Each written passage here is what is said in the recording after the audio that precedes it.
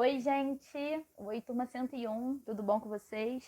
Aqui é a Rafaela, professora de Geografia, e na aula de hoje nós iremos concluir os nossos estudos do capítulo 2.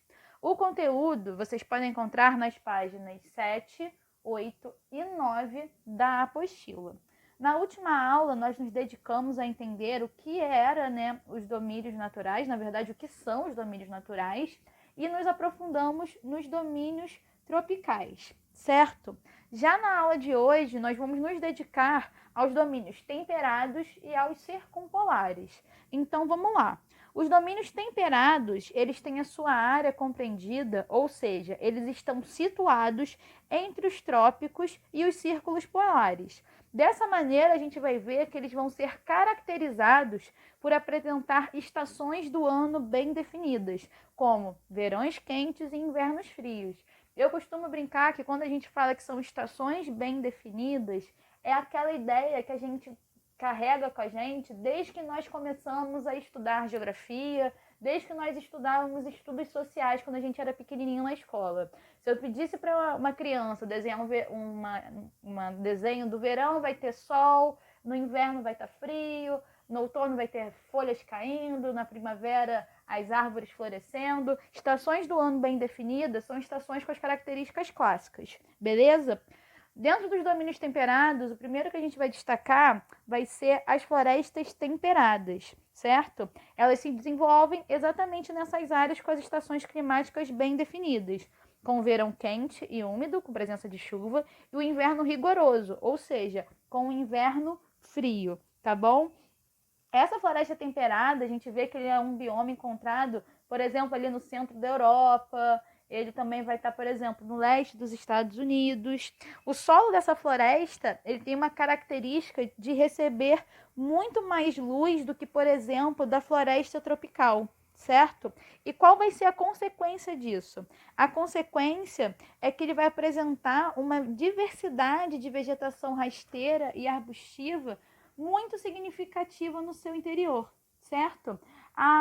As árvores mais comuns que podem ser encontradas nesse bioma são, por exemplo, os pinheiros, os abetos, os carvalhos, os álamos, enfim. E essas árvores, nesse tipo de vegetação, elas possuem folhas que envelhecem, secam e morrem no outono, tá? Evitando assim que elas sejam queimadas pelo gelo no inverno, que dificultam a sua sobrevivência. Essas folhas, que envelhecem, secam e caem no outono, elas têm um nome. Esse nome é caducifólia, tá bom? Exatamente é o nome dado a essas folhas que caem no outono. Atualmente, as florestas temperadas, elas estão muito reduzidas, elas foram extremamente desmatadas, e estão reduzidas a áreas de bosque, principalmente em regiões montanhosas. Por quê? Porque elas foram derrubadas pela ação humana para poder transformar, essas áreas em terrenos ou para plantações ou em áreas urbanas, tá? Principalmente quando a gente fala das florestas temperadas localizadas no continente europeu, tá bem? Porque o continente europeu, ele tem, esse desafio de ser restrito em área, um continente pequeno. Então, as vegetações originais foram muito devastadas. Outro domínio temperado, que a gente vai falar, vai estar as pradarias, tá bom? As pradarias, elas possuem uma vegetação rasteira, elas são predominantes e mais comum em áreas distantes dos oceanos, tá? Quando a gente fala em pradaria, é aquela ideia de campos, de pastagem, tá? E exatamente por isso, esses campos, eles abrigam espécies animais como, por exemplo, antílopes, cangurus, mas atualmente elas estão mais destinadas às pastagens e a cultivo de cereais. Aqui no Brasil, nós temos o nosso representante das pradarias, eles são conhecidos como pampas e estão principalmente, presentes lá no Rio Grande do Sul, nas planícies do Rio Grande do Sul. Por último, aqui dos domínios temperados, nós vamos falar do chaparral, que também pode ser conhecido como vegetação mediterrânea, tá? Ele vai estar presente numa área bem restrita do globo, tá bom? Numa área bem pequena e vai estar ali presente em áreas nos litorais da África do Sul, da Austrália, no norte da África, em alguns lugares ali no sul da Europa. Quando a gente falar, né, das características das estações, a gente vai ver que os invernos são úmidos e frescos, porém, quando a gente vê o verão é seco e muito quente, tá bom? O chaparral, ou essa vegetação mediterrânea, ele concentra 20% das espécies vegetais do planeta, tá bem? E a gente vai ver que tem um predomínio de espécies vegetais rasteiras e pequenos arbustos. Também a gente destaca a presença, né, de espécies que são os garrigues e os maquis. O que são essas espécies? São vegetações espinhosas e ressecadas, tá bem? Em algumas porções, principalmente ali na Europa. Agora a gente vai para os domínios circumpolares. Os circumpolares, galera, eles se localizam entre os círculos polares e os polos, tanto norte quanto sul, tá bem? Nessas localidades, a gente vai ver que vai ter a presença de temperaturas extremamente frias. São as temperaturas mais frias do planeta, quase sempre abaixo de zero, e também vão ter baixas precipitações. Quando a gente falar dos domínios circumpolares, nós podemos destacar a presença da floresta boreal de coníferas, que também pode ser conhecida como taiga, tá bom? São dois nomes para a mesma coisa, tá bem? A gente vai ver que a taiga, ela recobre extensas faixas da Eurásia, que a gente chama, e da América do Norte, tá? Ali entre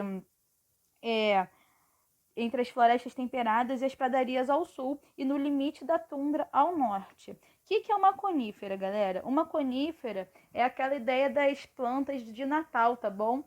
É uma planta que tem uma forma de pinha que não possui flores, tá? Na taiga ainda se encontram sequoias, árvores nativas da América do Norte que podem viver milênios e atingir cerca de 100 metros de altura.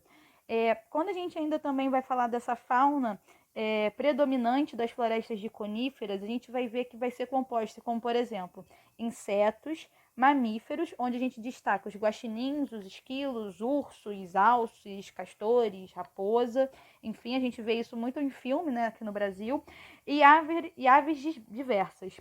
Muitos desses mamíferos, eles passam o verão se alimentando ou guardando alimento para poder suportar o clima severo no inverno. Lembra? Lembra que a gente falou que tinha invernos rigorosos? Então, depois nós vamos destacar a tundra. O que é a tundra, galera? É o bioma mais frio de todos, tá bom? É o domínio no qual a baixa temperatura e as estações de crescimento são muito curtas e vão exatamente impedir o desenvolvimento de aves. A gente vai perceber, né, exatamente por ser essas características inóspitas, né, de ser muito frio, a gente vai ter o quê? Ela numa área muito restrita, apenas 5% ali das terras do planeta, e a vegetação ela vai ser pouco desenvolvida, né? Ela não vai conseguir ter folhas largas, árvores grandes. Então nós vamos ter uma vegetação composta por musgos, por líquens, que surgem exatamente das áreas pantanosas causadas pelo derretimento do gelo no verão, tá? Quando a gente falar da precipitação, a gente vai ver que é uma precipitação pequena, né? Uma quantidade muito baixa, ali entre 35 e 75 milímetros. A tundra, ela, apesar disso, né, de ter essa precipitação pequena, ela apresenta um espectro úmido, né, encharcado, exatamente por consequência da evaporação ser muito lenta, já que nós temos temperaturas muito baixas, e da fraca drenagem do solo no verão. Esse solo a gente chama de permafrost.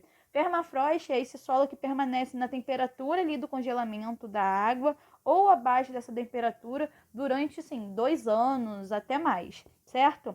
Esse tipo de solo, né, o permafrost, ele vai ser encontrado em altas latitudes boreais ou em elevadas altitudes nas montanhas, tá bem? Nas faixas do permafrost subterrâneo, a gente vai ver que não existem árvores porque o solo livre de gelo não tem profundidade suficiente para sustentar as raízes. Porém, é aquilo, né, gente? A gente tem um cenário de frio, uma escassez de vegetação, um grupo de características que a gente já comentou que ele é inóspito, porém a tundra ele abriga né, uma fauna variada, exatamente também adaptada a essas características. A gente pode pontuar a presença de animais de grande porte, como as renas, os ursos polares, as raposas e outros menores como lebres e esquilos. Tá bom, galera? Um beijo, se cuidem, até a próxima. Tchau, tchau!